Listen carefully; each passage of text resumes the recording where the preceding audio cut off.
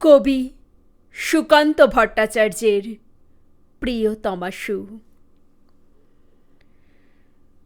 সীমান্তে আজ আমি প্রহরী, অনেক রক্তাক্ত পথ অতিক্রম করে আজ এখানে এসে থমকে দাঁড়িয়েছি স্বদেশের সীমানায়। ধূসর তিউনিসিয়া থেকে স্নিগ্ধ ইতালি থেকে ছুটে গেছি বিপ্লবী ফ্রান্সে, নক্ষত্র নিয়ন্ত্রিত নিয়তির মতো দুর্নিবার অপরাহত রাইফেল হাতে। ফ্রান্স থেকে প্রতিবেশী বার্মাতেও আজ দেহে আমার সৈনিকের কড়া পোশাক, হাতে এখনো দুর্জয় রাইফেল, রক্তে রক্তে তরঙ্গিত জয়ের আর শক্তির দুর্বহ দম্ভ। আজ এখন সীমান্তের প্রহরী আমি। আজ নীল আকাশ আমাকে পাঠিয়েছে নিমন্ত্রণ, স্বদেশের হাওয়া বয়ে এনেছে অনুরোধ, চোখের সামনে খুলে ধরেছে সবুজ চিঠি। কিছুতেই বুঝি না কি করে এড়াবো তাকে, কি করে এড়াবো এই সৈনিকের কড়া পোশাক। যুদ্ধ শেষ, মাঠে মাঠে প্রসারিত শান্তি, চোখে এসে লাগছে তারই শীতল হাওয়া।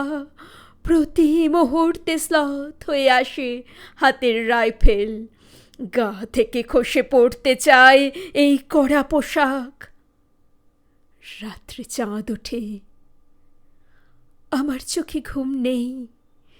তোমাকে ভেবেছি কতদিন, কত শত্রুর পদক্ষেপ শোনার প্রতীক্ষার অবসরে, কত গোলা ফাটার মুহূর্তে, কতবার অবাধ্য হয়েছে মন।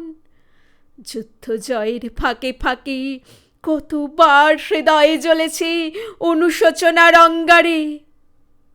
তোমার আর তোমাদের ভাবনায় তোমাকে ফেলে এসেছি দারিদ্র্যের মধ্যে, ছড়ে দিয়েছি দুর্ভিক্ষের আগুনে, ঝড়ে আর বন্যায়, মারি আর মড়কের দুঃসহ আঘাতে বারবার বিপন্ন হয়েছে তোমাদের অস্তিত্ব। আর আমি ছুটে গেছি এক যুদ্ধক্ষেত্র থেকে আর এক যুদ্ধক্ষেত্রে। জানি না আজও আছো কি নেই, দুর্ভিক্ষে ফাঁকা আর বন্যায় তলিয়ে গেছে কিনা ভিটে, জানি না তাও। তবু লিখছি তোমাকে আজ, লিখছি আত্মম্ভর আশায়। ঘরে ফেরার সময় এসে গেছে, জানি আমার জন্যে কেউ প্রতীক্ষা করে নেই মালায় আর পতাকায়, প্রদীপে আর মঙ্গল ঘটে। জানি সম্বর্ধনা রটবে না লোকমুখে, মিলিত খুশিতে মিলবে না বীরত্বের পুরস্কার। তবু একটি হৃদয় নেচে উঠবে আমার আবির্ভাবে, সে তোমার হৃদয়। যুদ্ধ চাই না আর, যুদ্ধ তো থেমে গেছে। পদার্পণ করতে চায় না মন ইন্দোনেশিয়ায়, আর সামনে নয়, এবার পেছন ফেরার পালা। পরের জন্য যুদ্ধ করেছি অনেক, এবার যুদ্ধ তোমার আর আমার জন্যে। প্রশ্ন করো যদি, এত যুদ্ধ করে পেলাম কি?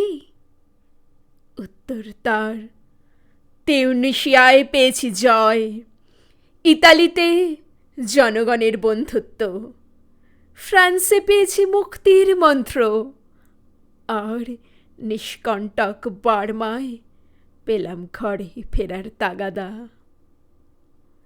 আমি যেন সেই বাতিওয়ালা, সে সন্ধ্যায় রাজপথে পথে বাতি জ্বালিয়ে ফেরে, অথচ নিজের ঘরে নেই যার বাতি জ্বালার সামর্থ্য। নিজের ঘরেই জমে থাকে দুঃসহ অন্ধকার।